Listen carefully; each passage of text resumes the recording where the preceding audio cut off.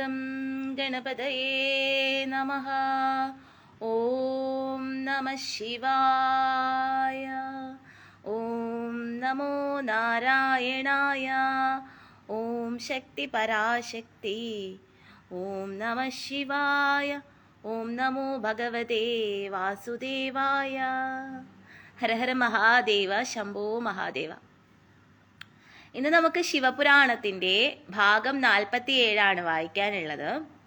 അപ്പം നിങ്ങൾക്കറിയാം, ഞാൻ വന്നത് വേറൊന്നുമല്ല, വീണ്ടും വരണമെന്ന് തോന്നി. കാരണം ഒരു ദിവസം പോലും ഇനി മാറ്റി വയ്ക്കണമെന്നില്ല. എല്ലാ ദിവസവും പറയാനുള്ള ഒരിതാണ് നോക്കുന്നത്. അപ്പോൾ ഇന്ന് ഭാഗം 47 മുക്തിയുടെയും ഭക്തിയുടെയും സ്വരൂപം എന്നുള്ള ആ ഒരു ഭാഗമാണ് വായിക്കാനുള്ളത്. അപ്പം ഞാനിത് വായിക്കാം. 4 തരത്തിലുള്ള മോക്ഷമാണ് ഉള്ളതെന്ന് വേദവ്യാസനും മറ്റ് ഋഷീശ്വരന്മാരും വിധിച്ചിരിക്കുന്നു. സാരൂപ്യം, സാലോക്യം, സാന്നിധ്യം, സായുജ്യം എന്നിവയാണത്. ശിവരാത്രി വ്രതത്തിലൂടെ ഒരു സാധകന് അദ്വൈത ചിന്താധാര ഉദിക്കുകയും എല്ലാവിധത്തിലുമുള്ള മോക്ഷം സുലഭമായി തീരുകയും ചെയ്യുന്നു. ജ്ഞാനസ്വരൂപനും അവിനാശിയും സാക്ഷിയും ജ്ഞാനഗമ്യനും ദ്വൈതമില്ലാത്തവനുമായ സാക്ഷാൽ പരബ്രഹ്മം തന്നെയായ പരമശിവനാണ് മോക്ഷത്തിന്റെയും ധർമ്മത്തിന്റെയും അർത്ഥത്തിന്റെയും കാമരൂപമായ ത്രിവർഗങ്ങളെയും പ്രദാനം ചെയ്യുന്നത്. കൈവല്യം എന്ന പേരിൽ അറിയപ്പെടുന്ന 5ാമത്തെ മുക്തി മനുഷ്യരെ സംബന്ധിച്ചിടത്തോളം അത്യധികം ദുർലഭമാണ്. ആരിൽ നിന്നാണോ ഈ ലോകങ്ങളെല്ലാം ഉണ്ടാകുന്നത്, ആര് നിമിത്തമാണ് എല്ലാം നിലനിൽക്കുന്നതും വളർന്ന് പുഷ്ടി പ്രാപിക്കുന്നതും, അതുപോലെ അവസാനം ആരിലാണോ ലയിക്കുന്നത്, അദ്ദേഹം തന്നെയാണ് സാക്ഷാൽ പരമശിവൻ. ആരിലാണോ ഈ ലോകം മുഴുവനും വ്യാപ്തമായിരിക്കുന്നത്, അത് തന്നെയാണ് സദാശിവന്റെ രൂപം. അപ്പോൾ ഈ പ്രപഞ്ചം എന്ന് പറയുന്നത് തന്നെ ഭഗവാനാണ്. ഭഗവാൻ സദാശിവനാണ്, ആ പരബ്രഹ്മമാണെന്നാണ് പറയുന്നത്. നമുക്ക് എന്തൊക്കെയാണ് ഓരോ തരത്തിലുള്ള മോക്ഷങ്ങളുണ്ട്. സാരൂപ്യ മോക്ഷം, അതായത് ഭഗവാന്റെ അതേ സ്വരൂപത്തിലുള്ള മോക്ഷമുണ്ട്. സാലോക്യ മോക്ഷം, അതായത് ഭഗവാന്റെ ലോകത്തിലേക്ക് പോകുന്നത്. സാന്നിധ്യ മോക്ഷം, ഭഗവാന്റെ ലോകത്തിൽ പോയി ഭഗവാന്റെ കൂടെ സാന്നിധ്യം പെട്ട് ഭഗവാന്റെ സേവകളൊക്കെ ചെയ്ത് ഭഗവാന്റെ കൂടെ നിൽക്കുന്ന സാന്നിധ്യ മോക്ഷമുണ്ട്. പിന്നെ സായുജ്യ മോക്ഷമുണ്ട്. അങ്ങനെ 4 തരത്തിലുള്ള മോക്ഷങ്ങളാണ് നമുക്ക് ലഭിക്കുന്നത്. സാരൂപ്യ, സാലോക്യ, സാന്നിധ്യ, സായുജ്യ മോക്ഷം. ഇതില് ജ്ഞാനഗമ്യനും ദ്വൈതമില്ലാത്തവനുമായ സാക്ഷാൽ പരബ്രഹ്മം തന്നെയായ ശിവനിലേക്ക് ലയിക്കുന്ന ഒരു മോക്ഷവുമുണ്ട്. അപ്പോൾ അങ്ങനെ ഈ പറയുന്ന തരത്തിലുള്ള മോക്ഷങ്ങളെല്ലാം നമുക്ക് നേടണമെങ്കിൽ നമ്മ ഭഗവാനില് അത്രയും ഭക്തി ഉണ്ടാവണം, അത്രയും നമുക്ക് ആ പ്യൂരിറ്റി ഇത് നമ്മുടെ മനസ്സിൽ നമുക്ക് ഉണ്ടാവണം എന്നുള്ളതാണ്. അപ്പോൾ നമുക്ക് പലതരത്തിലുള്ള ഭൗതികതയിൽപ്പെട്ട് നാം എല്ലാവരും പലതരത്തിലുള്ള പ്രശ്നങ്ങൾക്ക് നടുവിലാണല്ലേ. അപ്പം നമുക്ക് പൂർണ്ണമായിട്ടും അങ്ങനെ ഒരു എന്താ പറയുക, പൂർണ്ണമായിട്ട് ആ ഒരു പ്യൂരിറ്റി ഉണ്ടാവാൻ, അല്ലെങ്കിൽ പൂർണ്ണമായിട്ട് ആ ഒരു മറ്റുള്ളവരോടുള്ള അല്ലെങ്കിൽ ശത്രുക്കളോടുള്ള വിദ്വേഷം നമുക്ക് മാറ്റാനോ, അങ്ങനെ പൂർണ്ണമായിട്ട് നമുക്ക് ഇതാവാൻ വേണ്ടിയിട്ട് വളരെ സമയം എടുക്കുന്നതായിരിക്കും അല്ലേ. അപ്പൊ പതുക്കെ ആണെങ്കിലും നമ്മുടെ ഭൂമിയിലുള്ള കാര്യങ്ങൾ നടന്നു കഴിഞ്ഞതിന് ശേഷം ആയാലും നമുക്ക് നമ്മുടെ കർമ്മങ്ങൾ, നമുക്ക് കുറച്ച് കടമകളുണ്ടല്ലേ, അപ്പൊ ഇതൊക്കെ തീർന്നു കഴിഞ്ഞ് ആയാലും ശരി തന്നെ ഭഗവാനിലേക്ക് ആ മോക്ഷത്തിന് വേണ്ടിയിട്ട് നമ്മൾ പ്രാർത്ഥിക്കണം, അല്ലെങ്കിൽ ഭഗവാനോട് ചോദിക്കണം. സാരൂപ്യ, സാലോക്യ, സാന്നിധ്യ, സായുജ്യ മോക്ഷങ്ങൾക്ക് വേണ്ടിയിട്ട് ഭഗവാനോട് ചോദിക്കണം എന്നുള്ളതാണ്. അത് തന്നെയാണ് ഒരു മനുഷ്യ ജീവിതത്തിലെ അല്ലെങ്കിൽ ഒരു മനുഷ്യ ജന്മത്തിലെ നമ്മുടെ ഏറ്റവും വലിയ കർത്തവ്യം, അല്ലെങ്കിൽ ഏറ്റവും നമുക്ക് നേടേണ്ട കാര്യം എന്ന് പറയുന്നത് ഇത് തന്നെയാണ്. കാരണം ഭൂമിയിലുള്ള വസ്തുക്കൾ, ഭൂമിയിലുള്ള മെറ്റീരിയലിസ്റ്റിക് ആയിട്ടുള്ള കാര്യങ്ങൾ, ഇതെല്ലാം നമ്മൾ ഒരു സമയത്ത് അത് എന്നായാലും ശരി തന്നെ നമുക്ക് ഉപേക്ഷിച്ച് പോവേണ്ടി വരുന്നൊരു സാഹചര്യം ഉണ്ടാവും അല്ലേ. അപ്പൊ ഇതൊന്നുമല്ല നമ്മുടെ യഥാർത്ഥ ലോകം, അല്ലെങ്കിൽ ഇതൊന്നുമല്ല നമ്മുടെ ഏറ്റവും യഥാർത്ഥമായിട്ടുള്ള ആ ഭഗവാനെ അറിയുക എന്നുള്ളതാണ് നമ്മുടെ ലക്ഷ്യം. ആ മോക്ഷത്തിലേക്ക് നമുക്ക് മോക്ഷത്തിന്റെ പാതയിലേക്ക് പോകുക എന്നുള്ളതാണ് നമ്മുടെ ലക്ഷ്യം എന്നുള്ളത് എല്ലാവരും മനസ്സിലാക്കേണ്ടതാണ്. അതാണ് ഇവിടെ പറയുന്നത്. വേദങ്ങളിൽ ശ്രീ പരമശിവന് 2 രൂപങ്ങളുള്ളതായി പ്രസ്താവിച്ചു കാണുന്നു. സകളവും നിഷ്കളവുമാണവ. സത്യം, ജ്ഞാനം, അനന്തം, സച്ചിദാനന്ദം എന്നീ പേരുകളിലാണ് ശിവതത്വം പ്രസിദ്ധമായിട്ടുള്ളത്. നിർഗുണനും ഉപാധിരഹിതനും അവിനാശിയും ശുദ്ധനും നിരഞ്ജനനുമാണ് ഭഗവാൻ. അത് ചുവന്നതോ മഞ്ഞയോ വെളുത്തതോ നീലയോ അല്ല, ചെറുതും വലുതുമല്ല, തടിച്ചതോ മെലിഞ്ഞതോ അല്ല. എവിടെ നിന്നും മനസ്സിനോടൊപ്പം വാക്ക് അതിനെ കാണാതെ തിരിച്ചു വരുന്നില്ലയോ, ആ പരബ്രഹ്മവും പരമാത്മാവും തന്നെയാണ് സാക്ഷാൽ ശിവൻ എന്ന പേരിൽ അറിയപ്പെടുന്നത്. ആകാശം എല്ലായിടത്തും വ്യാപിച്ചിരിക്കുന്നത് പോലെ ഈ ശിവതത്വവും സർവ്വവ്യാപിയാണ്. ഇത് മായയ്ക്ക് ഉപരിയാണെന്നും നമ്മൾ അറിയണം. അപ്പൊ ഭഗവാൻ എന്ന് പറഞ്ഞു കഴിഞ്ഞാൽ ആ മായയ്ക്കും അതീതനാണ്. അതുകൊണ്ടാണ് നമ്മൾ പറയുന്നത് നമ്മുടെ ആ മായയെ നീക്കി തരുന്നതും മായയെ നീക്കി സ്വായുജ്യം നമുക്ക് സായുജ്യം നൽകുന്നതും ഭഗവാൻ തന്നെയാണ്, ഭഗവാൻ പരമശിവൻ തന്നെയാണ്. അപ്പൊ അത് മനസ്സിലാക്കുക എന്നുള്ളതാണ്. അപ്പൊ അങ്ങനെയുള്ള ആ മായാദേവിക്കും അതീതനാണ്, ആ മായാദേവിയെക്കാട്ടിലും ഉയർന്ന ഇതാണ് ഭഗവാൻ പരമശിവന് ഉള്ളത് എന്നാണ് ഇവിടെ പറയുന്നത്. സമസ്ത ദ്വന്ദ്ങ്ങളിൽ നിന്നും അകന്നതുമാണ്, മാത്സര്യമില്ലാത്ത പരമാത്മാവാണ്. അതിനാൽ സൂക്ഷ്മബുദ്ധി കൊണ്ട് ശിവഭജനവും ധ്യാനവും ചെയ്ത് ഭഗവാന്റെ അപൂർവമായ വരപ്രസാദം നേടണം. ജ്ഞാനപ്രാപ്തി നേടുക എന്നത് വളരെ കഠിനമാണ്. അതേസമയം ഭഗവത് ഭജനം വളരെ എളുപ്പമാണെന്ന് അംഗീകരിക്കപ്പെട്ടിരിക്കുന്നു. അതിനാൽ സജ്ജനങ്ങൾ മുക്തി നേടാൻ വേണ്ടി ശിവഭജനം തന്നെയാണ് നടത്തേണ്ടത്.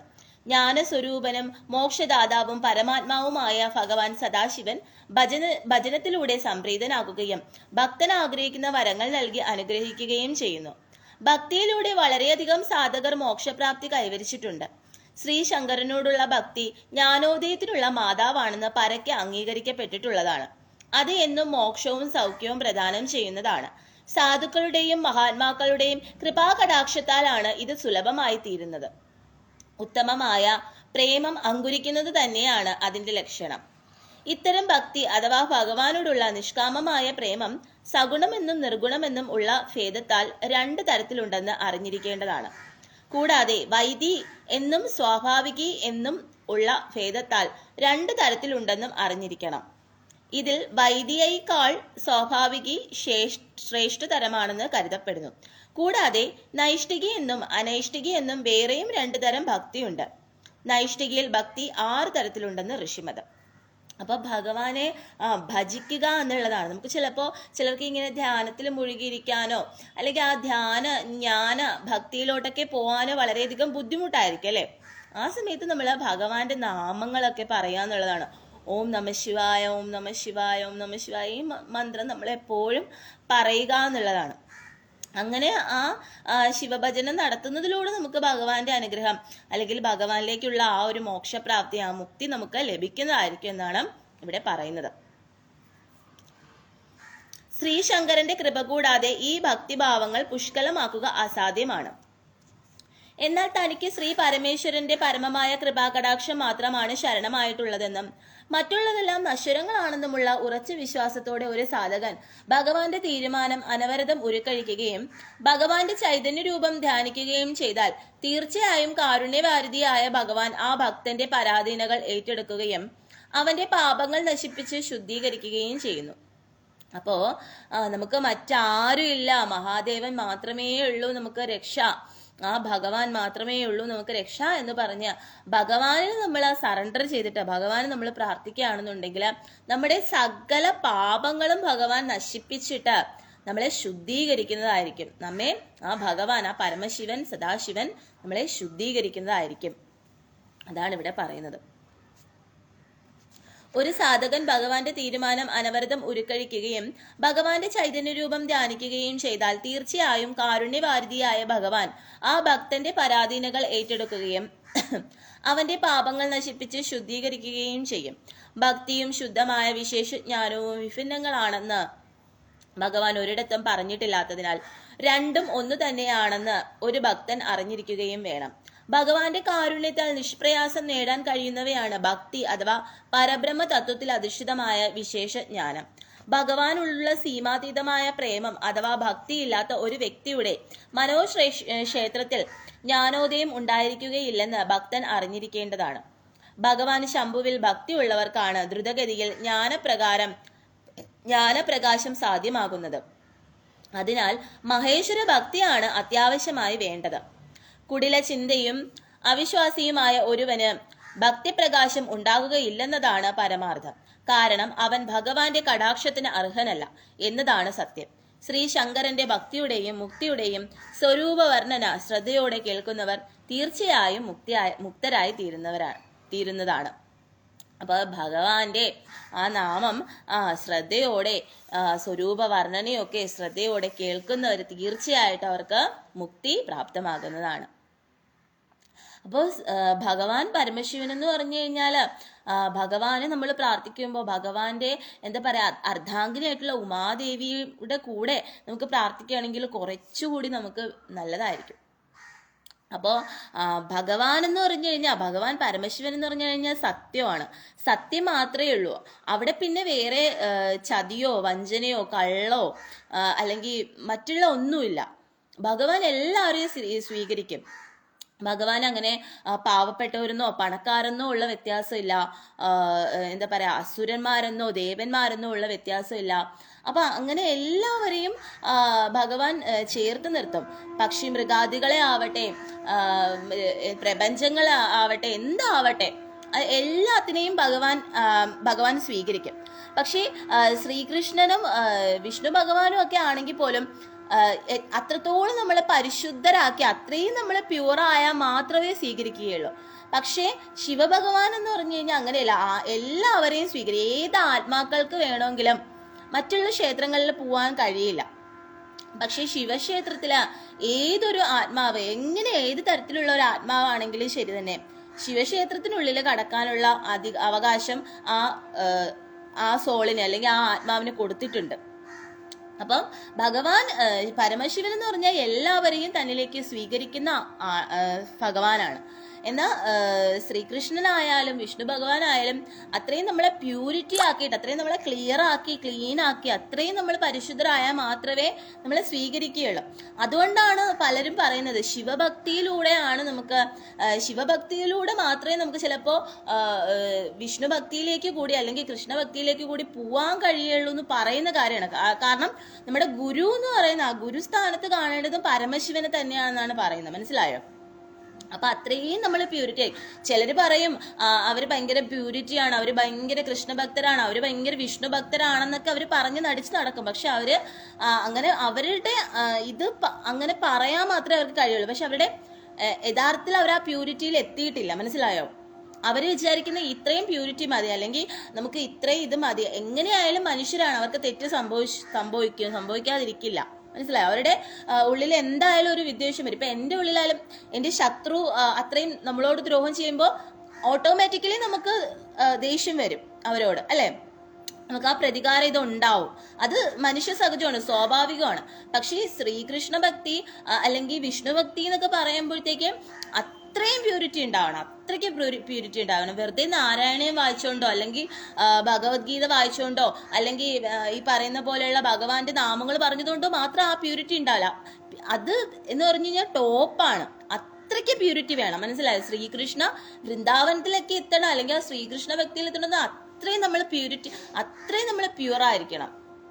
മനസ്സിലായി? നമുക്ക് മറ്റുള്ള ഒരു ഭൗതികതയും നമുക്ക് ഏശാൻ പാടില്ല. പക്ഷെ നമുക്ക് നമ്മൾ ഭൗതികതയിൽ പെട്ടെടുക്കും. നമുക്ക് കുടുംബമുണ്ട്, വീടുണ്ട്, നമ്മുടെ അച്ഛനും അമ്മയുണ്ട്, നമ്മുടേതായിട്ടുള്ള കാര്യങ്ങളുണ്ട്. അപ്പം സ്വാഭാവികമായിട്ട് നമുക്ക് കൂടുതലായിട്ടും ഭഗവാനിലേക്ക് പോവാൻ ശ്രമിച്ചു കഴിഞ്ഞാൽ നമുക്ക് ഈ ഭൗതികത നമുക്ക് കുറേയൊക്കെ എഫക്റ്റ് ചെയ്യും. മനസ്സിലായോ? അപ്പൊ അതുകൊണ്ട് എല്ലാവരെയും സ്വീകരിക്കുന്ന എല്ലാത്തിനെയും ഉൾക്കൊള്ളുന്ന ഭഗവാനാണ് മഹാദേവൻ എന്ന് പറയുന്നത്. അപ്പൊ അങ്ങനെയുള്ള ആ മഹാദേവനെ നമുക്ക് എപ്പോഴും പ്രാർത്ഥിക്കാം. ഹര ഹര മഹാദേവ ശംഭോ മഹാദേവ. ഇനി നമുക്ക് അടുത്ത ഭാഗം 48 അതുകൂടെ വായിക്കാം. ബ്രഹ്മാവ്, വിഷ്ണു, മഹേശ്വരൻ എന്നിവരുടെ സ്വരൂപ വിവേചനം. ശിവൻ ആരാണ്, വിഷ്ണു ആരാണ്, ബ്രഹ്മാവ് ആരാണ് എന്ന സംശയങ്ങൾ സ്വാഭാവികമായും ഒരു ഭക്തന്റെ മനസ്സിൽ ഉയർന്നു വരുന്നവയാണ്. ഇവരിൽ ആരാണ് നിർഗുണനും പരമാത്മാവുമായിരിക്കുന്നതെന്ന സംശയവും ഭക്തനിൽ ഉണ്ടായേക്കാം. വേദാന്തങ്ങളിലെ ക്രാന്തദർശികളായ പണ്ഡിതന്മാരുടെ മതപ്രകാരം നിർഗുണ പരമാത്മാവിൽ നിന്ന് ഏറ്റവും ആദ്യമായി പ്രകടമായ സുഗുണരൂപം ഭഗവാനാണെന്നതാണ്. ശിവനിൽ നിന്നും പുരുഷനോടൊപ്പം പ്രകൃതിയും ഉണ്ടായി. അവർ ഇരുവരും മൂലസ്ഥാനത്ത് വർത്തിച്ചുകൊണ്ട് ജലാന്തർ ഭാഗത്ത് തപസ് ചെയ്തു. ആ സ്ഥലമാണ് പഞ്ചക്രോശിയിൽ എന്ന പേരിൽ പ്രഖ്യാതമായിട്ടുള്ളത്. അത് ഭഗവാൻ സദാശിവന് ഏറെ പ്രിയമുള്ളതാണ്. പഞ്ചക്രോശിയിലെ ജലം വിശ്വം മുഴുവൻ വ്യാപിച്ചിരിക്കുന്നു. ആ ജലത്തെ ആശ്രയിച്ചു കൊണ്ടാണ് യോഗമായയോടുകൂടിയ ശ്രീഹരി അവിടെ പള്ളി ഉറക്കം നടത്തിയത്. നാരം അതായത് ജലത്തെ ആയത് നിവാസസ്ഥാനമാക്കിയതിനാൽ അദ്ദേഹത്തിന് നാരായണൻ എന്ന നാമവും അന്വർത്ഥമായി തീർന്നു. പ്രകൃതിയെ നാരായണി എന്ന് വിളിച്ചു വന്നു.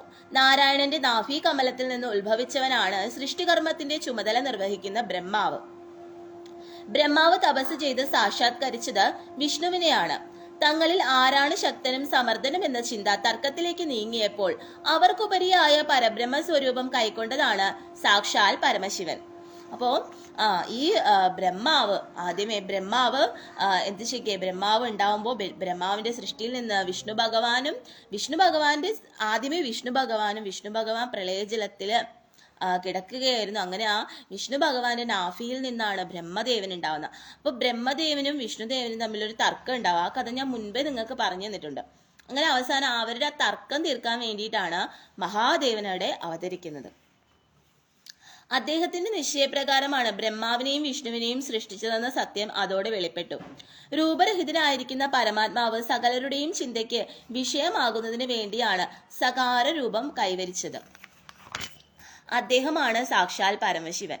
സത്വം, രജസ്, തമസ് എന്നീ 3 ഗുണങ്ങളിൽ നിന്നും ഭിന്നനായ ശിവനിലും ഗുണങ്ങളുടെ വാസസ്ഥാനമായ രുദ്രനിലും വാസ്തവത്തിൽ ഭേദമില്ല. അപ്പോ ഭഗവാൻ പരമശിവൻ എന്ന് പറഞ്ഞാൽ സത്വഗുണത്തിൽ നിന്നും രജോ ഗുണത്തിൽ നിന്നും തമോ ഗുണത്തിൽ നിന്നും ഒക്കെ ഈ ഭിന്നനാണ് ഭഗവാൻ എന്ന് പറയുന്നത്. അപ്പൊ ഞാൻ മുമ്പ് പറഞ്ഞിട്ടുണ്ട്, പാവങ്ങളുടെ ഭഗവാനാണ് വിഠല. അത് പാണ്ഡുരംഗ വിഠല പാവങ്ങളുടെ ഭഗവാനാണെന്ന് ഞാൻ പറഞ്ഞിട്ടുണ്ട്.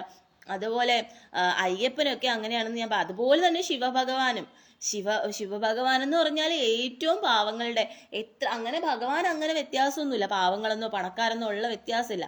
അപ്പം എന്താ പറയാ, ആ പാവങ്ങളുടെയും ഭഗവാൻ തന്നെയാണ് ശിവഭഗവാൻ. മനസ്സിലായോ? പാവങ്ങളുടെയും ഭഗവാനാണ്. എന്നാൽ പണക്കാരാണെങ്കിൽ അവരെയും ഭഗവാൻ നോക്കും. അപ്പം ഭഗവാൻ എല്ലാവരെയും സ്വീകരിക്കുന്ന ഭഗവാനാണ് ശിവഭഗവാൻ എന്ന് പറയുന്നത്. മനസ്സിലായോ? അതുകൊണ്ട് തന്നെയാണ് പല മേഖലകളിൽ ഇരിക്കുന്നവരായാലും പലരായാലും ശിവഭഗവാനെ തന്നെ പ്രാർത്ഥിക്കുന്നത്. കുബേരന്റെ ഏറ്റവും വലിയ കുബേരൻ ഏറ്റവും വലിയൊരു ശിവഭക്തനാണ്. അപ്പൊ കുബേരൻ എന്ന് പറഞ്ഞാൽ അറിയാലോ, ധനത്തിന്റെ അധിപനാണ്. ആ ധനത്തിന്റെ ആധിപത്യം ആ കുബേരന് കൊടുത്തത് തന്നെ ആ പരമശിവനാണ്. അപ്പോൾ എല്ലാവരുടെയും പാവങ്ങളുടെയും പണക്കാരെ എല്ലാവരെയും ഒരുപോലെ കണ്ട് എല്ലാവരെയും ഒരുപോലെ സ്വീകരിക്കുന്ന ഭഗവാനാണ് പരമശിവൻ എന്ന് പറയുന്നത്. പക്ഷെ എവിടെയാണോ അധർമ്മം ഉണ്ടാകുന്നത് അല്ലെങ്കിൽ എവിടെയാണോ തെറ്റ് സംഭവിക്കുന്നത് അവിടെ ഭഗവാൻ പ്രതികരിക്കുകയും ചെയ്യുന്നതാണ്. അപ്പോൾ ഭഗവാൻ മറ്റൊന്നും നോക്കില്ല, ക്ഷിപ്രപ്രസാദിയും. അതാണ് ഞാൻ പറഞ്ഞത്, ശിവഭഗവാൻ എന്ന് പറഞ്ഞാൽ ക്ഷിപ്രപ്രസാദിയും എന്നാൽ ക്ഷിപ്രകോപിയുമാണ്. അത് മനസ്സിലാക്കാം. സത്വം, രജസ്, തമസ് എന്നീ 3 ഗുണങ്ങളിൽ നിന്നും ഭിന്നനായ ശിവനിലും ഗുണങ്ങളുടെ വാസസ്ഥാനമായ രുദ്രനിലും വാസ്തവത്തിൽ ഭേദമില്ല. കാരണം ശിവനിൽ നിന്നുമാണ് ഗുണസ്വഭാവമുള്ള രുദ്രൻ ഉത്ഭവിച്ചത്. എങ്ങനെയെന്നാൽ സ്വർണവും സ്വർണ്ണാഭരണങ്ങളും പോലെ 2 പേരുടെയും രൂപവും കർമ്മവും തുല്യമാണ്. 2 പേരും തുല്യനിലയിൽ ഭക്തന്മാർക്ക് ഉത്തമഗതി നൽകുന്നവരാണ്. അപ്പോ ഭഗവാനിൽ നിന്ന് ശിവനിൽ നിന്നുമാണ് രുദ്രൻ ഉത്ഭവിച്ചത് അല്ലെ? അപ്പോൾ ഈ രുദ്രനും ശിവനും എങ്ങനെയാണോ സ്വർണ്ണാഭരണങ്ങളിലും പോലെ 2 പേരുടെയും രൂപവും കർമ്മവും ഒക്കെ തുല്യമാണ് എന്നാണ് പറയുന്നത്. 2 പേരും തുല്യനിലയിൽ ഭക്തന്മാർക്ക് ഉത്തമഗതി നൽകുന്നവരാണ്. കൂടാതെ പലതരത്തിലുള്ള ലീലകൾ കൊണ്ടാടുന്നവരുമാണ്. അതിഭയങ്കരങ്ങളായ പരാക്രമങ്ങൾ നടത്തുന്ന രുദ്രൻ എല്ലാ അർത്ഥത്തിലും ശിവരൂപൻ തന്നെയാണ്. ബ്രഹ്മാവിന്റെയും വിഷ്ണുവിന്റെയും കർമ്മങ്ങളുടെ അധിപനായി നിന്നുകൊണ്ട് ഭക്തന്മാർക്ക് കാര്യസിദ്ധി പ്രദാനം ചെയ്യുന്നതും അദ്ദേഹം തന്നെ. അപ്പോൾ ഭക്തന്മാർക്ക് കാര്യസിദ്ധി പ്രദാനം ചെയ്യുന്നത് ആരാണ്? രുദ്രഭഗവാനാണ്. അപ്പൊ ആ രുദ്രഭഗവാനാണ് ശിവനെ പോലെ തന്നെയാണ് ആ രുദ്രഭഗവാൻ എന്ന് പറയുന്നത്. പക്ഷെ കുറച്ചുകൂടി എന്താ പറയാ, കോപഭാവം ഉണ്ട് രുദ്രഭഗവാന്. പക്ഷെ ഈ നമ്മുടെ സർവാഭീഷ്ടങ്ങളൊക്കെ നൽകുന്നത് രുദ്രഭഗവാനാണെന്നാണ് ഇവിടെ പറയുന്നത്. ഭക്തന്മാർക്ക് കർമ്മങ്ങളുടെ അധിപനായി നിന്നുകൊണ്ട് ഭക്തന്മാർക്ക് കാര്യസിദ്ധി പ്രദാനം ചെയ്യുന്നതും അദ്ദേഹം തന്നെയാണ്. മറ്റു ദേവന്മാരെല്ലാം ഏതേതു ക്രമമനുസരിച്ച് പ്രത്യക്ഷമായോ അതേ ക്രമത്തിൽ വിലയം കൊള്ളുന്നതും ശ്രീ ശിവനിൽ തന്നെയാണ്. എന്നാൽ രുദ്രൻ ശിവനിൽ മാത്രമാണ് ലയം കൊള്ളുന്നത്. അപ്പം ബാക്കിയുള്ള എല്ലാവരും രുദ്രനിലാണ്. മനസ്സിലായോ? അപ്പം ശിവഭക്തിയിലൊക്കെ വന്നിട്ട് നമുക്ക് ശിവഭക്തി ഉണ്ടായിട്ട് നാം എല്ലാം വിലയം കൊള്ളുന്നത് രുദ്രനിലേക്കായിരിക്കും. പക്ഷെ രുദ്രൻ വിലയം കൊള്ളുന്നത് എന്ന് പറയുന്നത് ശിവഭഗവാനിലേക്ക് മാത്രമായിരിക്കും. ഈ രുദ്രൻ തന്നെയാണ് ഈ വീരഭദ്ര എന്നൊക്കെ നമുക്ക് പറയില്ലേ, അതൊക്കെ അപ്പം ഈ നമ്മളെല്ലാം ശിവഭക്തിയിൽ വരുന്നവരെല്ലാം എവിടേക്കാണ് വിലയം കൊള്ളുന്നത്? രുദ്രനിലേക്കാണ് വിലയം കൊള്ളുന്നത്. രുദ്രൻ വിലയം കൊള്ളുന്നത് ശിവഭഗവാനിൽ മാത്രമാണ്. അജ്ഞാനം അനേക വിധത്തിലുണ്ട്, എന്നാൽ വിജ്ഞാനത്തിന് ഒരു രൂപം മാത്രമാണുള്ളത്. ഈ വസ്തുത ഒരു ഭക്തൻ തീർച്ചയായും സൂക്ഷ്മഭാവത്തോടെ ഗ്രഹിച്ചിരിക്കേണ്ടത് അത്യാവശ്യമാണ്. ബ്രഹ്മാവ് തുടങ്ങി തൃണം വരെയുള്ള ജീവികളെല്ലാം സാക്ഷാൽ ശിവരൂപം തന്നെയാണ്. അതിനാൽ ഒരുവൻ നാനാത്വം കൽപ്പിക്കുന്നുവെങ്കിൽ അത് മിഥ്യയാണ്. കാരണം സൃഷ്ടിക്ക് മുൻപ് ശിവൻ അഥവാ പരബ്രഹ്മം മാത്രമാണ് ഉണ്ടായിരുന്നത്. സൃഷ്ടിയുടെ മധ്യത്തിലും ശിവൻ വിരാജിക്കുന്നുണ്ട്. സൃഷ്ടിയുടെ അന്ത്യത്തിലും ശിവൻ മാത്രമാണ് സനാതനമായി നിലനിൽക്കുന്നത്. അപ്പോൾ ഭഗവാൻ ശിവൻ മാത്രമായിരിക്കും സൃഷ്ടിക്ക് ശേഷവും സൃഷ്ടി നശിച്ചു കഴിഞ്ഞതിന് ശേഷവും ഒക്കെ നിലനിൽക്കുന്നത് ഭഗവാൻ പരമശിവൻ മാത്രമായിരിക്കും. അതിനൊരു കാരണമുണ്ട്. കാരണം പാർവതീ ദേവിയുടെ ആ പാതിവൃത്യമാണ് ആ ശിവഭഗവാനെ നിലനിർത്തുന്നതെന്നാണ് പറയുന്നത്. മറ്റ് ഏത് തലായിക്കഴിഞ്ഞാലും ആ ഭഗവാന് അവിടെ നിലനിൽപ്പില്ല എന്നാണ് പറയുന്നത്. അപ്പം പരമശിവന് മാത്രമാണ് ആ സൃഷ്ടിയുടെ ആരംഭത്തിലായാലും അവസാനത്തിലായാലും സൃഷ്ടി ഇതെല്ലാം നശിച്ചു കഴിഞ്ഞു കഴിഞ്ഞാലും നിലനിൽപ്പുള്ളത് ഒരേ ഒരു ഭഗവാനാണ്, അത് ശിവഭഗവാൻ മാത്രമാണ്. സകലതും ശൂന്യതയിൽ പരിണമിക്കുമ്പോഴും ഭഗവാൻ ശിവന് സത്തയുണ്ടായിരിക്കും. അതിനാൽ ശിവന് മാത്രമേ ചതുർഗുണങ്ങളുള്ളൂ എന്നത് നമ്മൾ അറിഞ്ഞിരിക്കേണ്ട അലംഘനീയമായ ഒരു വസ്തുതയാണ്. ഭഗവാന് നിർഗുണ സഗുണമായ 2 അവസ്ഥകളുണ്ട്. ഏതൊരു ശിവനാണോ ഭഗവാൻ വിഷ്ണുവിനെ സനാതന ധർമ്മങ്ങളുടെ കലവറയായ വേദങ്ങളും വർണ്ണങ്ങളും മാത്രങ്ങളും പൂജാവിധികളും നൽകിയത്, അദ്ദേഹം തന്നെയാണ് സകല വിദ്യകളുടെയും ഈശ്വരൻ. അപ്പോൾ ശിവഭഗവാൻ തന്നെയാണ് ആർക്കാണ് വിഷ്ണു ഭഗവാന് സനാതന ധർമ്മങ്ങളുടെ കലവറയായിട്ടുള്ള വേദങ്ങളും വർണ്ണങ്ങളും മാത്രകളും പൂജാവിധികളും എല്ലാം നൽകിയത് അദ്ദേഹം തന്നെയാണ്. പരമശിവൻ തന്നെയാണ് സകല വിദ്യകളുടെയും ഈശ്വരൻ എന്ന് പറയുന്നത്. ഇതാണ് സനാതന ശ്രുതി. അതുകൊണ്ടാണ് ശംഭുവിനെ വേദങ്ങളുടെ പ്രാദുർഭാവ കർത്താവായും വേദപതിയായും പറഞ്ഞിരിക്കുന്നത്. അദ്ദേഹം തന്നെയാണ് സകല ചരാചരങ്ങളെയും നിലനിർത്തുന്നതും അനുഗ്രഹിക്കുന്നതും. കർത്താവും ഭർത്താവും ഹർത്താവും സാക്ഷിയും നിർഗുണനും അദ്ദേഹം തന്നെയാണ്. മറ്റുള്ളവർക്ക് കാലത്തിന് കണക്കുണ്ട്, എന്നാൽ കാലത്തിന്റെ കർത്താവായ പരമശിവൻ കാലാതീതനും മഹാകാലനുമാണ്. അപ്പൊ കാലനെക്കാട്ടിലും വലിയ കാലനാണ്, മഹാകാലനാണ് ശിവഭഗവാൻ എന്ന് പറയുന്നത്. അതുപോലെ ഈ സൃഷ്ടി സകല ചരാചരങ്ങളും നിലനിർത്തിക്കൊണ്ട് പോകുന്നതും അതിനെ ഇല്ലാതാക്കുന്നതും അതിൽ നിലനിർത്തിയിട്ട് അതിനെ മംഗളം അരുളുന്നതും അതിൽ അനുഗ്രഹിക്കുന്നതും കർത്താവും ഹർത്താവും ഭർത്താവും സാക്ഷിയും നിർഗുണനും എല്ലാം അദ്ദേഹം തന്നെയാണ്. എന്നാൽ കാലത്തിന്റെ കർത്താവായ പരമശിവൻ കാലാതീതനും മഹാകാലനുമാണ്. പരമശിവന് ആരും ഉൽപാദകനായില്ല. അദ്ദേഹത്തിന് പാലകനായോ സംഹാരകനായോ ആരും തന്നെയില്ല. അദ്ദേഹം സ്വയം സകലത്തിന്റെ മൂലകാരകനാണ്. ഒന്നായിരുന്നു കൊണ്ട് അനേകം രൂപങ്ങളിൽ പ്രകടമാകുന്ന പരബ്രഹ്മ ചൈതന്യ വിശേഷമാണ് ഭഗവാൻ ശ്രീശങ്കരൻ. അതുപോലെ അനേക രൂപമായിരുന്നു കൊണ്ട് ഒന്നാകാനും അങ്ങനെ താൻ ഒരേ സമയം അദ്വൈതവും ദ്വൈതവുമാണെന്ന ബ്രഹ്മതത്വം അനാവരണം ചെയ്യുകയുമാണ് ചെയ്യുന്നത്. ഒരു വിത്ത് തന്നെ വൃക്ഷമായും കായ്കളും പൂക്കളും ഫലങ്ങളുമായി തീരുന്നത് പോലെ അതേ കായ് തന്നെ വിത്തുകളായി തീരുമെന്നത് പോലെയുമാണ് ഭഗവാൻ ശ്രീശങ്കരന്റെ ലീലാവിലാസം. ഹര ഹര മഹാദേവ ശംഭോ മഹാദേവ. സർവം ശ്രീ മഹാദേവാർപ്പണമസ്തു. സർവം ശ്രീ ജഗദംബാർപ്പണമസ്തു. സർവം ശ്രീകൃഷ്ണാർപ്പണമസ്തു. ഹര ഹര മഹാദേവ ശംഭോ മഹാദേവ. ഹര ഹര മഹാദേവ. അപ്പോൾ ഈ ഭഗവാൻ ശിവനിൽ നിന്ന് തന്നെയാണ് എല്ലാം ഉത്ഭവിച്ചിട്ടുള്ളത്. അപ്പോൾ ഭഗവാൻ ശിവനിൽ നിന്ന് ആദ്യമേ ഉണ്ടായത് ശിവനാണ്. ആ ശിവനിൽ നിന്ന് തന്നെയാണ് ബ്രഹ്മാവും വിഷ്ണുവും ഉണ്ടായത്. അങ്ങനെയാണ് ഈ പ്രപഞ്ചം തന്നെ ഉണ്ടായത്.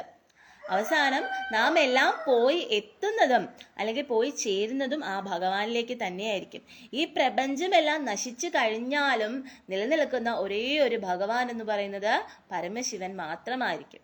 ഇത് പരമമായിട്ടുള്ള സത്യമാണ്. അപ്പൊ ആ ഭഗവാൻ തന്നെ വിചാരിക്കണം നമുക്ക് എന്ത് തരണം, എന്ത് സ്ഥാനം തരണം, എവിടെ എത്തണം, എവിടെ നമ്മൾ പോകണം, എന്താണ് നമുക്ക് വേണ്ടത് എന്നെല്ലാം ആ ഭഗവാൻ നന്നായിട്ട് അറിയാം.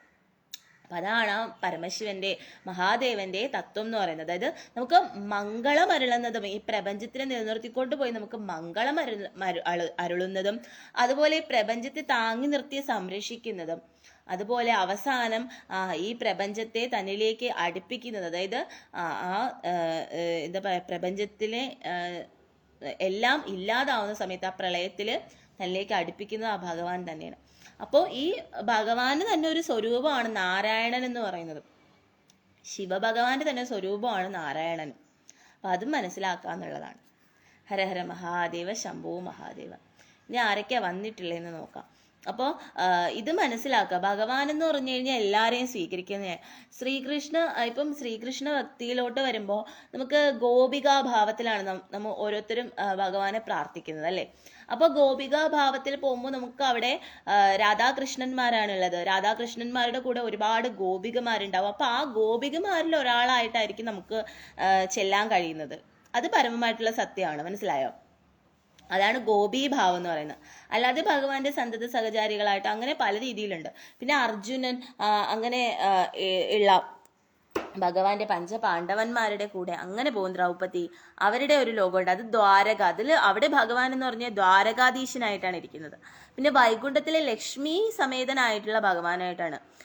പത്നി ദ്വാരകയിലാണെങ്കിൽ പത്നിമാരാണ് രുക്മിണി ദേവി, സത്യഭാമ, അങ്ങനെയാണ് ഇരിക്കുന്നത്. അപ്പം ഓരോ ഭഗവാനിൽ ഓരോ എടുത്ത് ഓരോ ഇത്. അപ്പം ഈ വൈകുണ്ഠത്തിലും ദ്വാരകയിലും നമ്മൾ ആ ഒരു ഭാവത്തിലായിരിക്കും, ലക്ഷ്മി ഭാവത്തിലായിരിക്കും, ഐശ്വര്യ ഭാവത്തിലായിരിക്കും പോകുന്നത്, മനസ്സിലായോ? അവിടെ ഭഗവാൻ രണ്ടിടത്തും ഐശ്വര്യഭാവമാണ്, മനസ്സിലായി? അപ്പം ഓരോ ഇതുണ്ട്. പക്ഷെ നമ്മൾ കൈലാസത്തിലേക്ക് വരികയാണെന്നുണ്ടെങ്കിൽ ഇവിടെ നമ്മൾ ശിവപാർവതിമാരുടെ അടുത്തേക്കാണ് പോകുക. അപ്പം നമ്മുടെ ഒരു അർദ്ധാംഗിനി, അല്ലെങ്കിൽ നമ്മുടെ ആരാണ് ആ പാതി, അത് നമ്മുടെ കൂടെ ഉണ്ടാവും. അങ്ങനെയാണ് ശിവലോകത്തിൽ പോണത്. അതായത് നമുക്ക് ചിലർ എങ്ങനെയാണ് ഭാര്യ ഭർത്താക്കന്മാരെ പോലെ, അതായത് ഇതിൽ പറയുന്നുണ്ട് നമ്മിൽ നിന്ന് തന്നെ ഒരു ഇതുണ്ടാവും എന്ന് പറയുന്നു. അതാണ് ആ അർദ്ധനാരീശ്വര ഭാവമാണ്, മനസ്സിലായോ? അപ്പൊ നമുക്ക് കൈലാസത്തിൽ പോകുമ്പോൾ അവിടെ ശിവപാർവതിമാര്, ശിവകുടുംബം ഉണ്ട്. അതുപോലെ എന്താണ്, നമുക്കും നമ്മുടെ കൂടെ ഒരു പേര് കാണും, മനസ്സിലായോ? അങ്ങനെയാണ്. പിന്നെ അല്ലാതെ ഭൂതഗണങ്ങളിൽ ചേരുന്നവരുണ്ട്. അത് ഓരോ ഈ പറയുന്ന എല്ലാം നമുക്ക് കിട്ടുന്നതെന്ന് വെച്ചാൽ അതിൻ്റെ ഓരോരോ ക്വാളിറ്റീസ് അനുസരിച്ച്, അല്ലെങ്കിൽ നമ്മുടെ ആ ഓരോരോ കർമ്മസ് അനുസരിച്ചാണ്. അപ്പോൾ അതൊക്കെ നമ്മൾ ഇപ്പോൾ കൈലാസത്തിലായാലും വൈകുണ്ഠത്തിലായാലും വൃന്ദാവനത്തിലായാലും ഒക്കെ നമുക്ക് എത്തിച്ചേരണം എന്നുണ്ടെങ്കിൽ അത്രത്തോളം നമ്മൾ ആ ഇതിലേക്ക് വരണം. അപ്പം നാമൊന്നും അത്രയും ഒന്നും അല്ല അല്ലേ, നമ്മളൊന്നും അല്ല എന്നുള്ളതാണ്. അപ്പം അത് മനസ്സിലാവുക. ചില ബ്രാഹ്മിൺസ് ഉണ്ട്, അത് അത്രയും നല്ല രീതിയിൽ ഫോളോ ചെയ്തു പോകുന്ന ബ്രാഹ്മിൺസ് ഉണ്ട്. അവർക്കൊക്കെയാണ് അങ്ങനെയൊക്കെയുള്ള അത് കിട്ടും. നമുക്ക് വേണമെങ്കിൽ കിട്ടും, പക്ഷെ നമുക്ക് ആ ഒരു ക്വാളിറ്റി, ആ ഒരു പ്യൂരിറ്റി നമുക്ക് ഉണ്ടാവണം. നമ്മളൊക്കെ ഇപ്പോഴും എന്താണ് ഈ ഭൗതികതയിലെ കാര്യങ്ങളിൽ പെട്ടുകുഴലുകയാണല്ലേ. നമുക്ക് പല പ്രശ്നങ്ങളുണ്ട്, കാര്യങ്ങളുണ്ട്. അപ്പം അതിൽ നമ്മൾ പെട്ടുകുഴലുകയാണ്. അപ്പം നമുക്ക് അത്രയും ആ പ്യൂരിറ്റി, ആ ക്വാളിറ്റിയിലേക്ക് വരാനുള്ള ആ ഒരു ഇത് നമുക്ക് ആയിട്ടില്ല. അതാണ് പരമമായിട്ടുള്ള സത്യം. അപ്പം അതിലേക്ക് ആ ക്വാളിറ്റിയിലേക്ക് നമ്മൾ വരിക എന്നുള്ളതാണ്. അതാണ് ഈ യോഗിമാരൊക്കെ നിങ്ങൾക്ക് മനസ്സിലാവുക. അവർ കാവ്യ വസ്ത്രമൊക്കെ ധരിച്ച് അവർ നടക്കുന്ന വെച്ചാൽ അവർ മറ്റുള്ള എല്ലാത്തിനും ഡിറ്റാച്ച്ഡ് ആണ് അവർ, മനസ്സിലായി? ഈ ഭൗതികമായിട്ടുള്ള എല്ലാ കാര്യങ്ങളും ഈ ഭൗതികതയായിട്ട് ഫുള്ള് ടോട്ടലി ഡിറ്റാച്ച്ഡ് ആണ് അവർ. എന്നിട്ട് ഭഗവാനിലേക്ക് മാത്രമാണ് അവർ കോൺസെൻട്രേറ്റ് ചെയ്യുന്നത്. അവരുടെ ലോകം എന്ന് പറയുന്നത് തന്നെ ഭഗവാനാണ്. അതാണ് സന്യാസഭാവം, അങ്ങനെയൊക്കെ നമുക്ക് പറയാം. അപ്പം നമ്മളിപ്പോൾ ഗൃഹസ്ഥാശ്രമികളാണ്, നമുക്ക് സന്യാസം സ്വീകരിക്കാൻ കഴിയില്ലല്ലേ. കലികാലത്തിൽ അങ്ങനെ ഒരു പ്രോബ്ലംസ് ഉണ്ട്. അപ്പം അങ്ങനെയുള്ള കാര്യങ്ങൾ. അപ്പം അത് നമുക്ക് ആ ഒരു ഇത് വരണമെന്നുണ്ടെങ്കിൽ നമ്മൾ അല്ലെങ്കിൽ ഇനിയും ജന്മം എടുത്ത് വന്നിട്ട് അങ്ങനെ ഒരു യോഗിക് പവറിൽ, അല്ലെങ്കിൽ ആ ഒരു ഇതിൽ ഭഗവാനിലേക്ക് എത്താൻ വേണ്ടിയിട്ട് മാത്രമായിട്ടുള്ളൊരു ജന്മം നമുക്ക് കിട്ടി. അങ്ങനെ ഭഗവാനിലേക്ക് അത് എവിടേക്കാണെന്ന് വെച്ചാൽ എത്താനുള്ള അങ്ങനെ നമുക്ക് എടുക്കാൻ പറ്റും. അപ്പം ഇപ്പം നാം എല്ലാവരും ഈ പറയുന്ന പോലെ എന്താണ് ഭൗതികതയിൽ പെട്ട് ഉഴലുകയാണ്. അപ്പം അതുകൊണ്ട് നമുക്ക് പ്രാർത്ഥിക്കാം, നമ്മുടെ കാര്യങ്ങളെല്ലാം ഇതായി നന്മയിൽ എല്ലാ കാര്യങ്ങളും നമുക്ക് നല്ലതെല്ലാം ഉണ്ടായിട്ട് നമുക്ക് ആ ഭഗവാനിലേക്ക് ആ ഒരു മുക്തിക്ക് വേണ്ടിയിട്ട് നമുക്ക് പ്രാർത്ഥിക്കാം ഭഗവാനോട്. ഈ ഭൗതികതയിൽ നിന്ന് അല്ലെങ്കിൽ ഈ മായയെ നീക്കിയിട്ട് നമുക്ക് ആ ഒരു സായുജ്യം നൽകാൻ വേണ്ടിയിട്ട് നമുക്ക് ആ പരമശിവനോട്, ആ ഭഗവാനോട് നമുക്ക് പ്രാർത്ഥിക്കാം. ഹരഹര മഹാദേവ ശംഭോ മഹാദേവ. ഓം നമ ശിവായ. ഇനി ആരൊക്കെയാ വന്നിട്ടുള്ളതെന്ന് നോക്കാം കേട്ടോ. സെൽവിൻ, ജെ, ആകാശ്, സുരേഷ്, ശ്രീലാൽ, ബാലകൃഷ്ണൻ, അർജുൻ, അനു, ഇത്രയും പേരുമാണ് ഇന്ന് വന്നിട്ടുള്ളത് കേട്ടോ. ഹര ഹര മഹാദേവ, ശംഭോ മഹാദേവ. നമുക്കിനി അടുത്ത ക്ലാസ്സിൽ കാണാം. ഓം നമ ശിവായ.